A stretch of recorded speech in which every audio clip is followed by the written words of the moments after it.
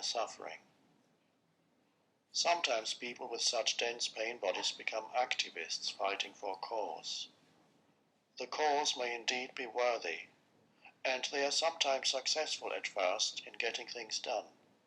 However, the negative energy that flows into what they say and do, and their unconscious need for enemies and conflict, tend to generate increasing opposition to their cause.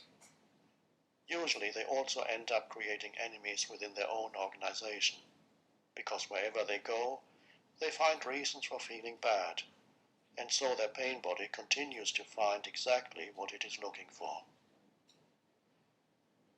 Entertainment, the media, and the pain body. If you were not familiar with our contemporary civilization, if you had come here from another age or another planet, one of the things that would amaze you is that millions of people love and pay money to watch humans kill and inflict pain on each other and call it entertainment. Why do violent films attract such large audiences? There's an entire industry, a large part of which fuels the human addiction to unhappiness. People obviously watch those films because they want to feel bad. What is it in humans that loves to feel bad and calls it good? The pain body, of course. A large part of the entertainment industry caters to it. So, in addition to reactivity, negative thinking, and personal drama, the pain body also renews itself vicariously through the cinema and television screen. Pain bodies write and produce these films, and pain bodies pay to watch them. Is it always wrong to show and watch violence on television and the cinema screen? Does all such violence cater to the pain body? At the current evolutionary stage of humanity, violence is still not only all-pervasive, but even on the increase, as the old egoic consciousness, amplified by the collective pain body, intensifies prior to its inevitable demise. If films show violence in its wider context, if they show its origin and its consequences, show what it does to the victim as well as the perpetrator, show the collective unconsciousness that lies behind it and is passed on from generation to generation, the anger and hatred that lives in humans as the pain body, then those films can fulfill a vital function in the awakening of humanity. They can act as a mirror in which humanity sees its own insanity. That in you which recognizes madness as madness, even if it is your own, is sanity, is the arising awareness, is the end of insanity. Such films do exist, and they do not fuel the pain body. Some of the best anti-war films are films that show the reality of war rather than a glamorized version of it. The pain body can only feed on films in which violence is portrayed as normal or even desirable human behavior, or that glorify violence with the sole purpose of generating negative emotion in the viewer, and so become a fix for the pain-addicted pain body. The popular tabloid press does not primarily sell news, but negative emotion, food for the pain body. Outrage screams the 3-inch headline, or bastards. The British tabloid press excels at this. They know that negative emotion sells far more papers than news does. There's a tendency in the news media in general, including television, to thrive on negative news. The worse things get, the more excited the presenters become, and often the negative excitement is generated by the media itself. Pain bodies just love it. The collective female pain body. The collective dimension of the pain body has different strands in it. Tribes, nations, races, all have their own collective pain body, some heavier than others, and most members of that tribe, nation, or race have a share in it to a greater or lesser degree. Almost every woman has her share in the collective female pain body, which tends to become activated particularly just prior to the time of menstruation. At that time, many women become overwhelmed by intense negative emotion. The suppression of the feminine principle, especially over the past 2000 years, has enabled the ego to gain absolute supremacy in the collective human psyche.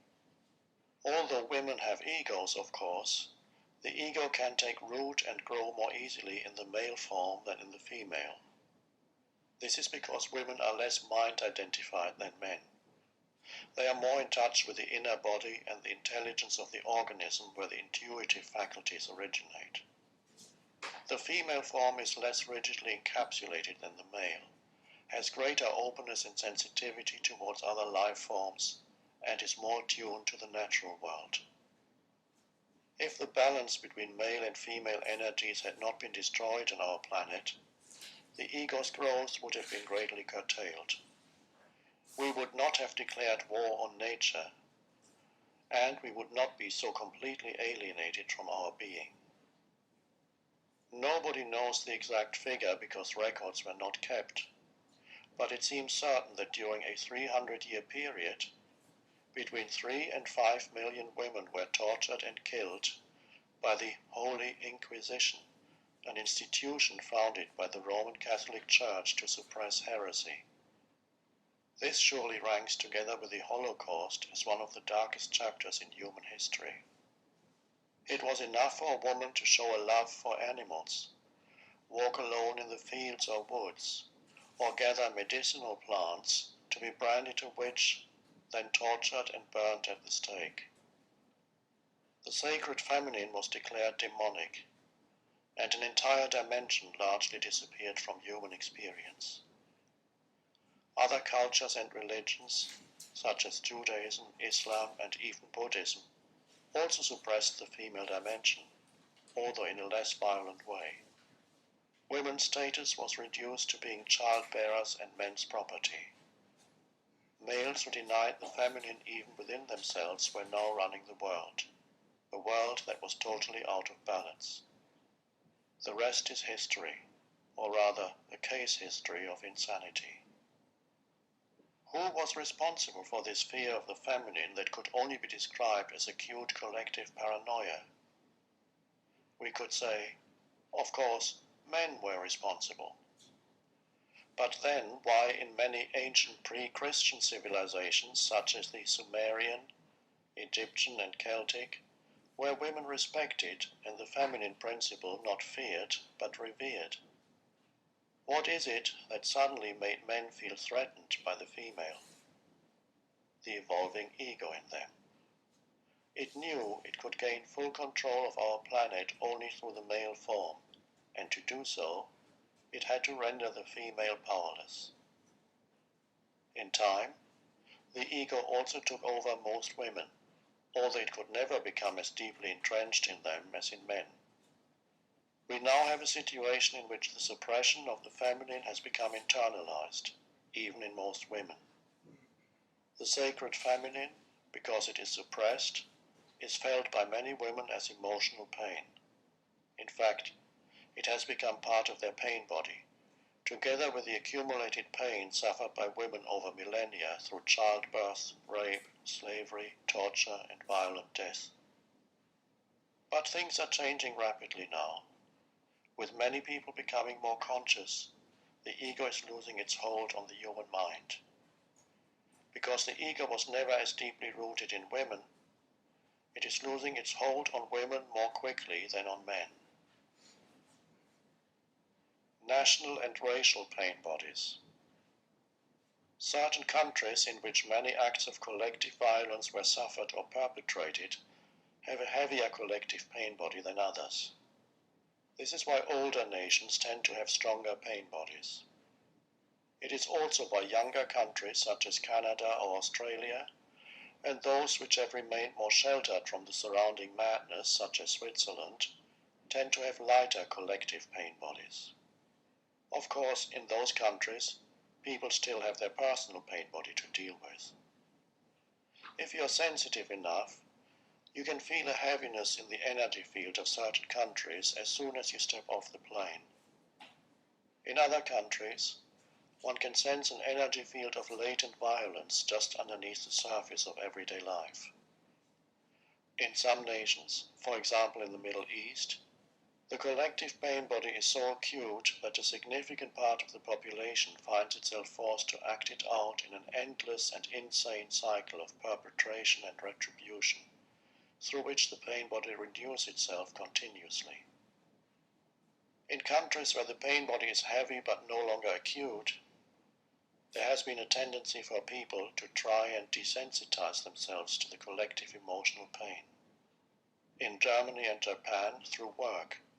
In some other countries, through widespread indulgence in alcohol, which, however, can also have the opposite effect of stimulating the pain body, particularly if consumed in excess.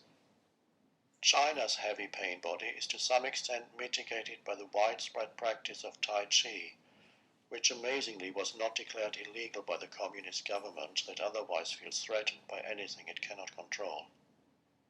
Every day in the streets and city parks, millions practice this movement meditation that stills the mind. This makes a considerable difference to the collective energy field and goes some way towards diminishing the pain body by reducing thinking and generating presence. Spiritual practices that involve the physical body, such as Tai Chi, Qigong, and Yoga, are also increasingly being embraced in the Western world. These practices do not create a separation between body and spirit and are helpful in weakening the pain body. They will play an important role in the global awakening. The collective racial pain body is pronounced in Jewish people who have suffered persecution over many centuries. Not surprisingly, it is strong as well in Native Americans, whose numbers were decimated and whose culture all but destroyed by the European settlers. In Black Americans too, the collective pain body is pronounced. Their ancestors were violently uprooted, beaten into submission, and sold into slavery. The foundation of American economic prosperity rested on the labor of 4 to 5 million black slaves. In fact, the suffering inflicted on Native and Black Americans has not remained confined to those two races, but has become part of the collective American pain body. It is always the case that both victim and perpetrator suffer the consequences of any acts of violence, oppression, or brutality. For what you do to others, you do to yourself. It doesn't really matter what proportion of your pain body belongs to your nation or race, and what proportion is personal. In either case, you can only go beyond it by taking responsibility for your inner state now. Even if blame seems more than justified, as long as you blame others, you keep feeding the pain body with your thoughts and remain trapped in your ego. There's only one perpetrator of evil on the planet, human unconsciousness. That realization is true forgiveness. With forgiveness, your victim identity dissolves and your true power emerges, the power of presence. Instead of blaming the darkness, you bring in the light. When they came to an ancient